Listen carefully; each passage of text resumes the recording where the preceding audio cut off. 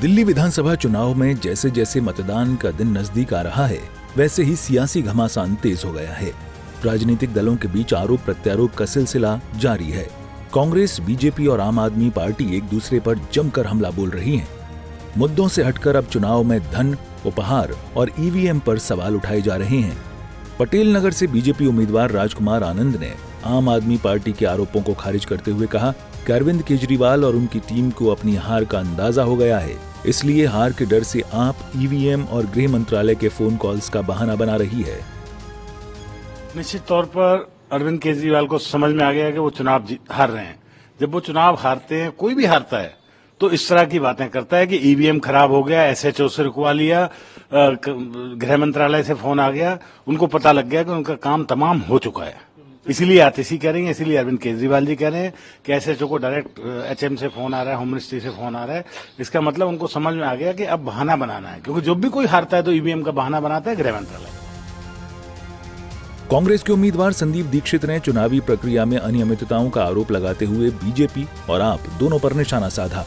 उन्होंने कहा कि दोनों पार्टियां वोटर्स को लुभाने के लिए पैसे और उपहार बांट रही हैं। दीक्षित ने दावा किया कि ईस्ट किदवई नगर में बीजेपी नेता प्रवेश वर्मा पैसे और कंबल बांट रहे हैं। ये बात सही है कि पैसा बंट रहा है, और मैं समझ नहीं पा रहा हूं कि प्रवेश जी क्यों पैसा बांट रहे हैं। मैं भी बार बार इस चीज को इसका उल्लेख कर रहा हूं। जब आदमी हारता हुआ दिखता है चुनाव और लगता है कि वो कोई विकास की बात नहीं कर सकता, तो ये होगा। और न केवल पैसा बंट रहा है, बल्कि कंबल बंट रहे हैं, रजाई बंट रहे हैं। कल मैं फिर ईस्ट किदवई नगर में था और ये वहाँ के लोगों ने दिया। ये उनके प्रवेश जी जो हैं इस पे अपना ये पता नहीं बेडशीट है क्या है, वो बांट रहे हैं।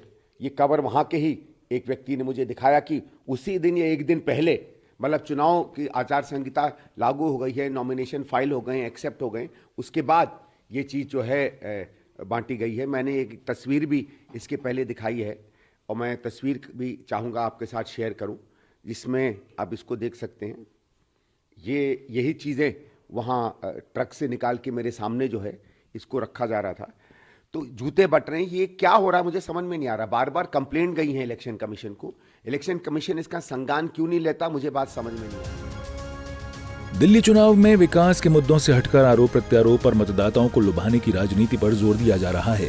कांग्रेस और आम आदमी पार्टी के बीच आरोपों की ये राजनीति न सिर्फ चुनावी माहौल को गरमा रही है, बल्कि लोकतांत्रिक प्रक्रिया को भी सवालों के घेरे में ला रही है। अब ये देखना दिलचस्प होगा कि जनता इस आरोप प्रत्यारोप की राजनीति के बीच क्या फैसला करती है।